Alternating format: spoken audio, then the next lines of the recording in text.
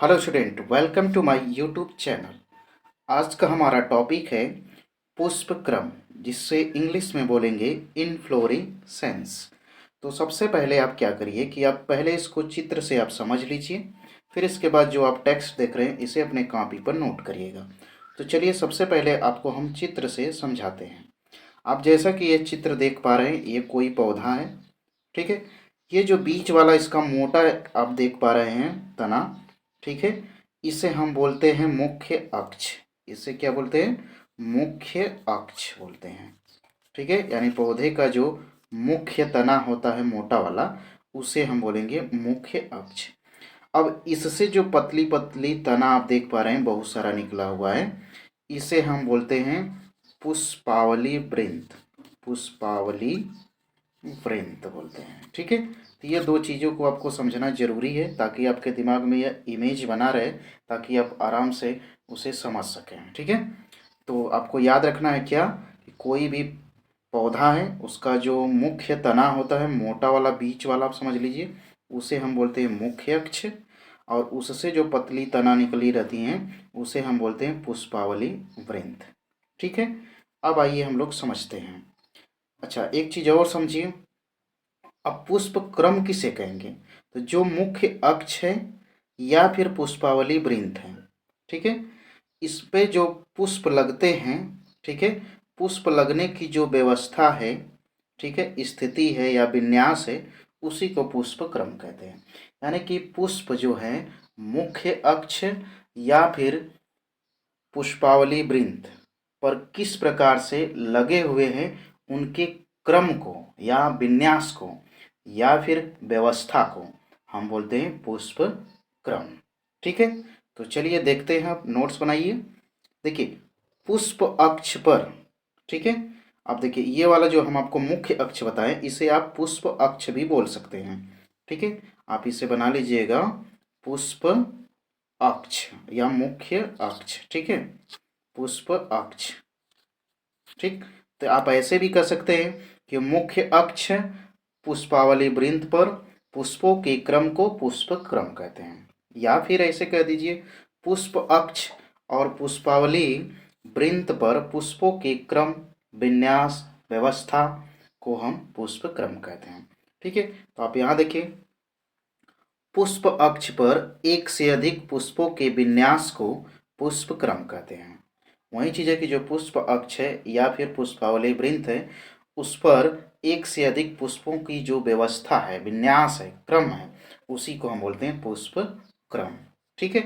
Next है, पुष्प क्रम के अक्ष को जिस पर पुष्प लगे रहते हैं उसे पुष्पावली वृंत कहते हैं। यानी कहने का मतलब कि जो पुष्प अक्ष है उससे जो पतली डंठल निकलती है जिस पर पुष्प लगते हैं यानी फूल लगते हैं, उसे हम पुष्पावली वृंत बोलते हैं, ठीक है।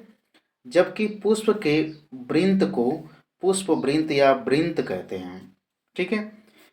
पुष्प विशिष्ट पत्तियों के कक्ष में विकसित होते हैं जिन्हें सहपत्र कहते हैं। तो ये पॉइंट, दो पॉइंट है, इसे अलग से नोट्स कर लीजिएगा, ठीक है। अब हम आगे चलते हैं। तो जैसा कि आप देख लिए यहाँ पर, ठीक है, पुष्प अक्ष या पुष्प अक्ष कह लीजिए चाहे मुख्य अक्ष कह लीजिए, ठीक है, यहाँ पर चित्र बना हुआ इसे आप देख लीजिए। चलते हैं हम लोग आगे। अब देखिए इसमें आते हैं एकल पुष्प, ठीक है। तो एकल पुष्प किसे कहेंगे?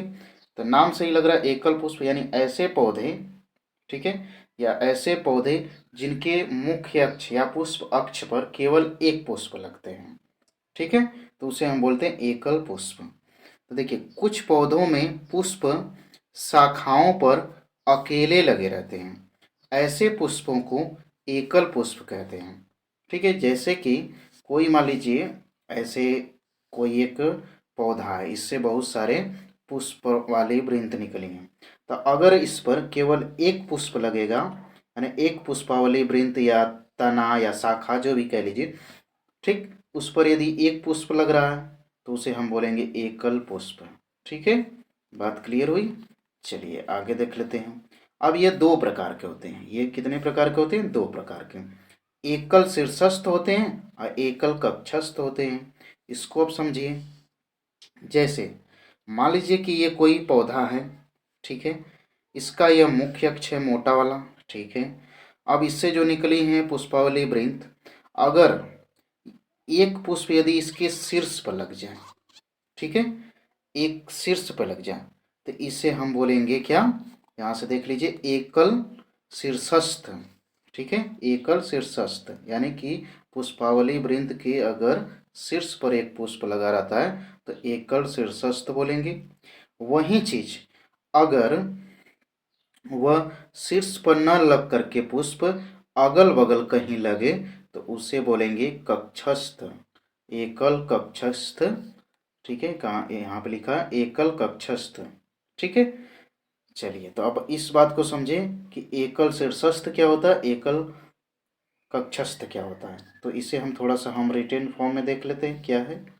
देखिए, ये पुष्प तने या शाखा के शीर्ष पर अकेले लगे रहते हैं।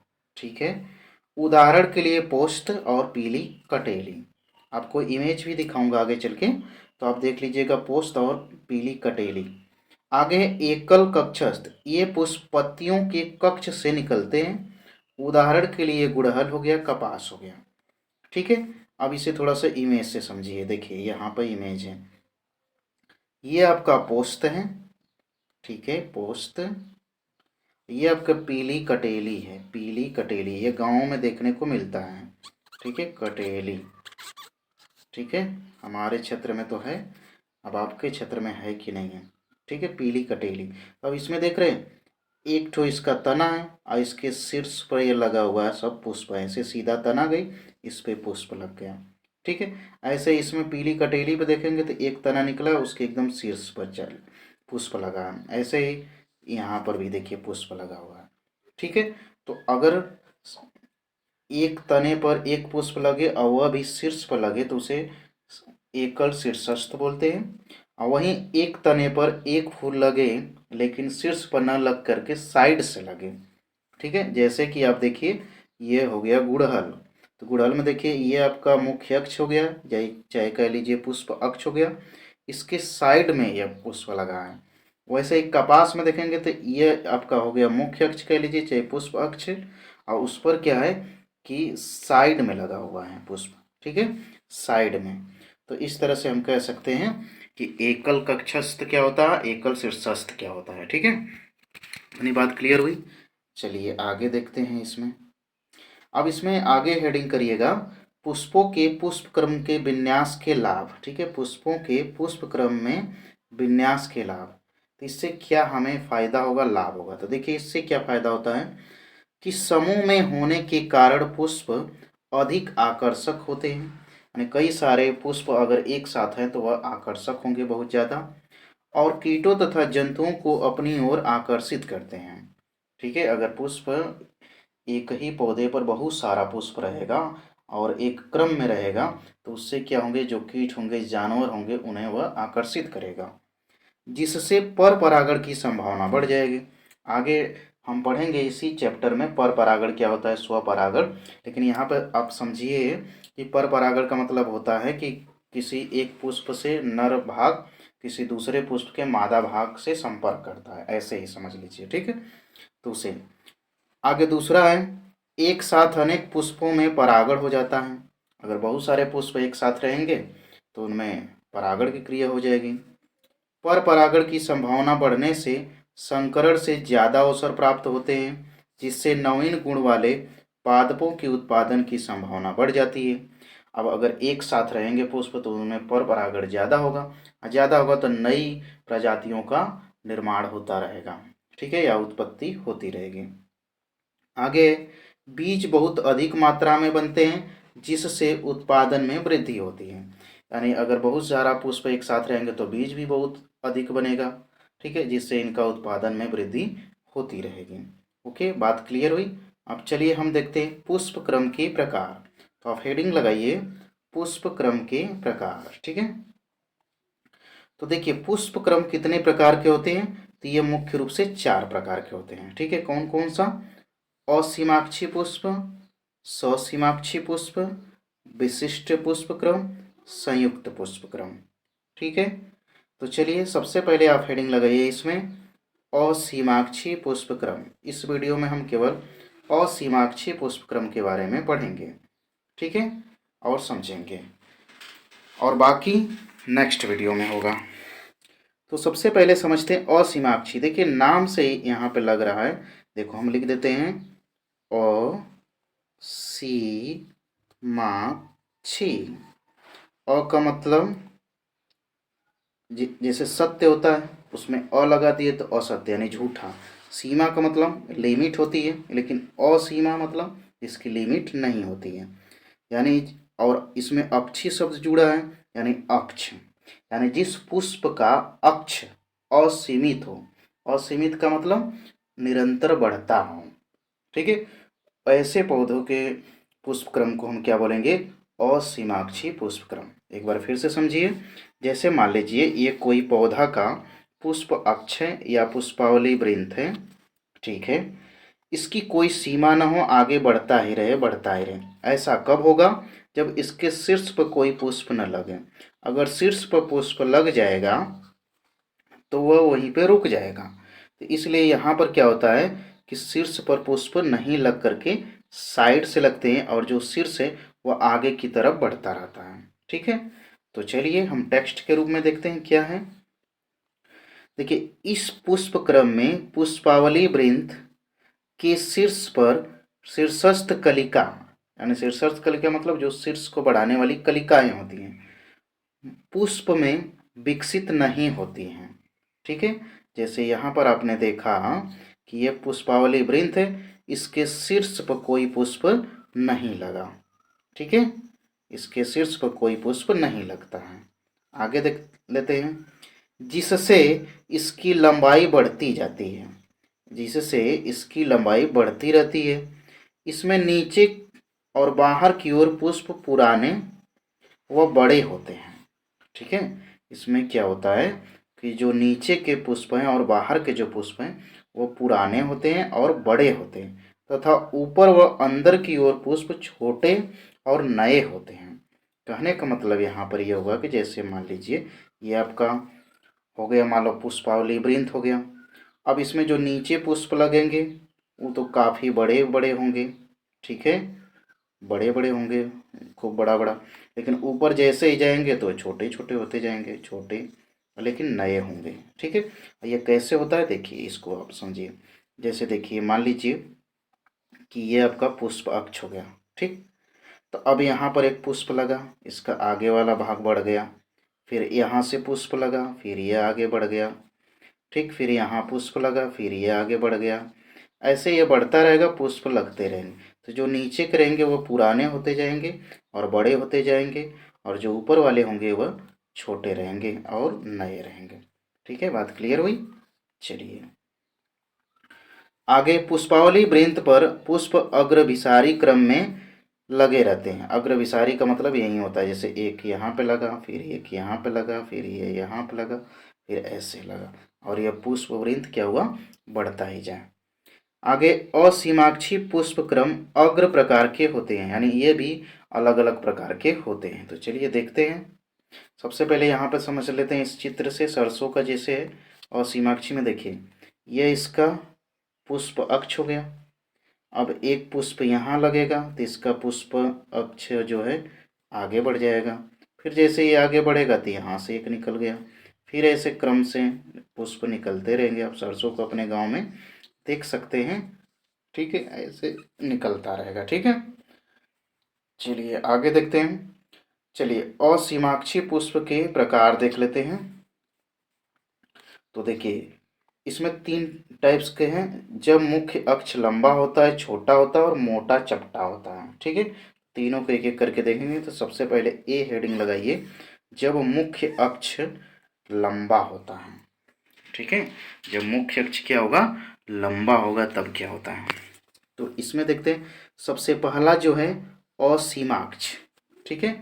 तो वही चीज़ है, असीमाक्ष मतलब जिसका अक्ष की सीमा ना हो, ठीक है। इसमें मुख्य अक्ष या पुष्पावली वृंत लंबा तथा अशाखित होता है, तथा पत्तियों के कक्ष से संवृत पुष्प निकलते रहते हैं, ठीक है। जो पत्तियों का कक्ष होता है वहाँ से पुष्प क्या होंगे? निकलते रहते हैं।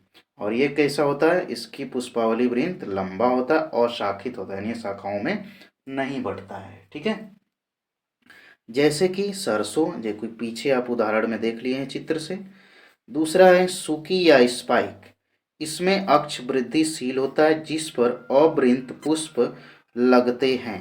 उदाहरण के लिए बांसा, चिरचीटा, इसको आपको चित्र से दिखाऊंगा अगले पेज पर। ठीक है, यहाँ से देख सकते हैं। एक मिनट रुक जाइए, इधर तो नहीं है, चलिए यहाँ पे दिखा देंगे आपको।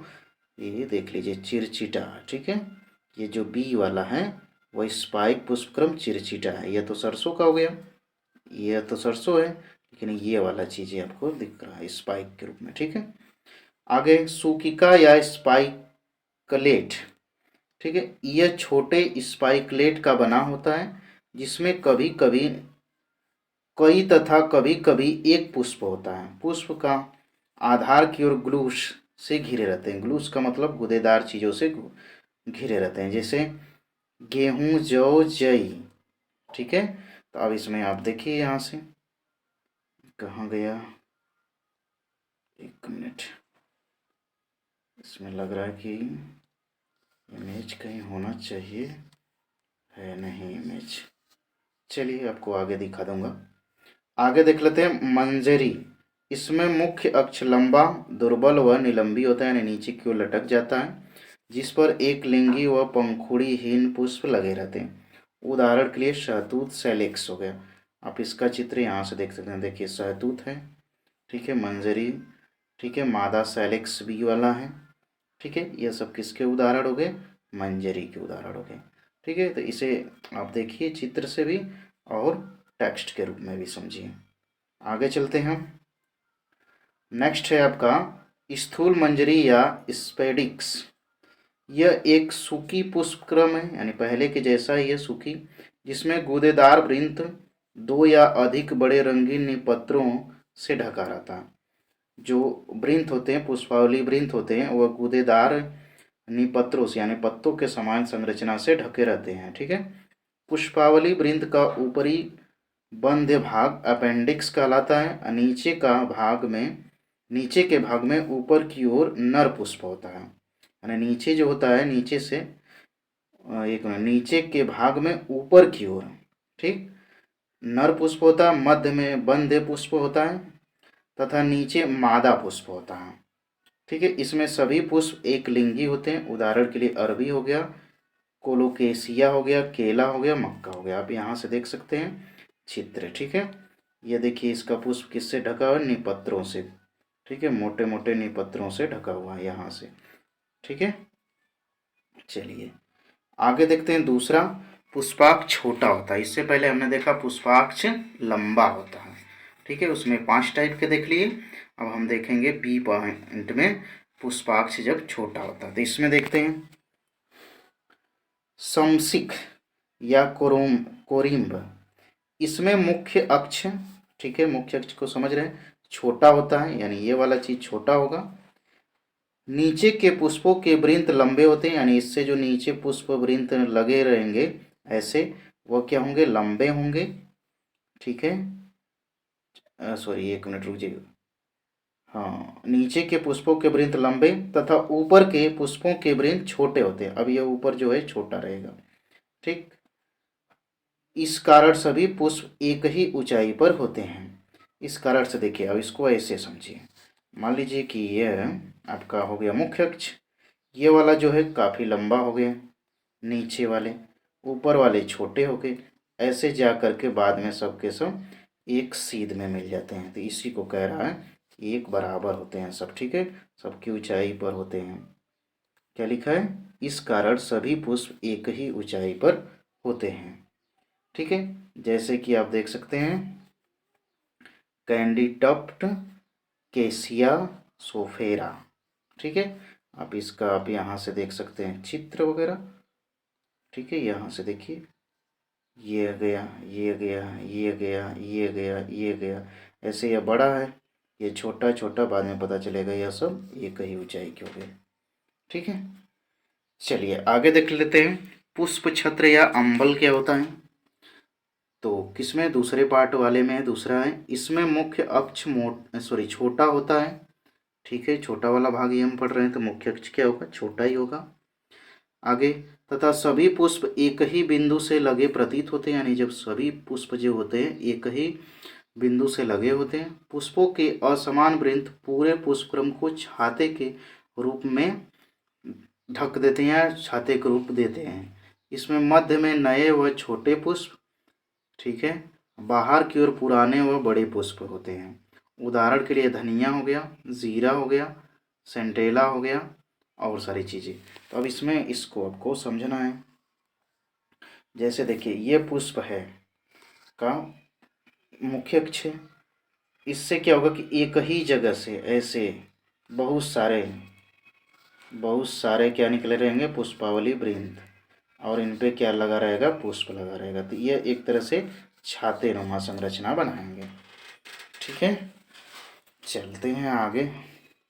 जैसे देखिए धनिया में देखिए बहुत सारा इसे इसे एक ही जगह से निकला है कि नहीं, यहाँ से यहाँ से यहाँ से यहाँ से यहाँ से यहाँ से, तो इससे बहुत सारा एक ही जगह से निकला, और ये पूरा क्या बना दिया, अम्बेल से बना दिया, यानी छाते की नुमा। ठीक, चलते हैं आगे। आगे है पुष्पाक्ष चपटा होता है। ठीक है, पुष्पाक्ष क्या होता है, चपटा होता है। तब देखते हैं, तो इसमें आएगा पहला है शीर्ष अथवा मुंडक। इसमें मुख्य अक्ष या रिसेप्टेकल चपटा होता है, जैसा कि चपटा वाले में देखेंगे। ठीक है, रिसेप्टेकल पर अनेक अवृंती पुष्प इस प्रकार लगे रहते हैं कि पूरा पुष्पक्रम एक ही पुष्प की भांति दिखाई देता है। इन पुष्पों को पुष्पक तथा पूरे पुष्पगुच्छ को मुंडक कहते हैं। ठीक है, अब इसको समझना है आपको। अब देखिए इसे देखिए क्या है, अब यहाँ से देखिए, अब ये आप देख पा रहे हैं सूरजमुखी जैसे है। ठीक, अब इसका यहाँ से इमेज देखिए, अब इसमें बहुत सारा पुष्प लगा है, लेकिन सब एक ही में जुड़े रहते हैं, तो लगता है कि भाई एक ही पुष्प है। अब ये एक पुष्प नहीं है, अब इसमें बहुत सारे पुष्प लगे हैं। ठीक है, तब जाके ये दिखाई दे रहा है, लग रहा है एक ही है। तो उसी को ये कह रहा है कि यह पूरा पुष्पक्रम एक ही पुष्प की भांति दिखाई देता है। इन पर पुष्पों को पुष्पक कहते हैं तथा पूरे पुष्पगुच्छ को मुंडक कहते हैं। ठीक है, मुंडक की परिधि पर स्थित पुष्पक पहले तथा केंद्रक के पुष्पक बाद में खिलते हैं। यानी कि कहने का मतलब कि मुंडक की परिधि पर जो स्थित पुष्पक होते हैं वह पहले खिल जाते हैं, जबकि केंद्र में जो होते हैं वह बाद में खिलते हैं। जैसे कि गेंदा हो गया। ठीक है, गेंदा के पुष्प आपको लगता है कि एक ही है, लेकिन उसमें बहुत सारे पुष्प रहते हैं। सूरजमुखी हो गया, डहेलिया हो गया। ठीक है, ये सारी चीज़। तो इसमें बस आपको बच्चों इतना ही याद रखना है। बाकी नेक्स्ट जो आपका प्रकार है ससीमाक्षी, विशिष्ट और संयुक्त, उसे हम नेक्स्ट वीडियो में देखेंगे। तो आज के लिए बस इतना ही। उम्मीद है कि आपको यह वीडियो पसंद आया। वीडियो पसंद आया हो तो वीडियो को लाइक करिए, चैनल को सब्सक्राइब करिए, अपने फ्रेंडों को शेयर करिए ज़्यादा से ज़्यादा। Thank you.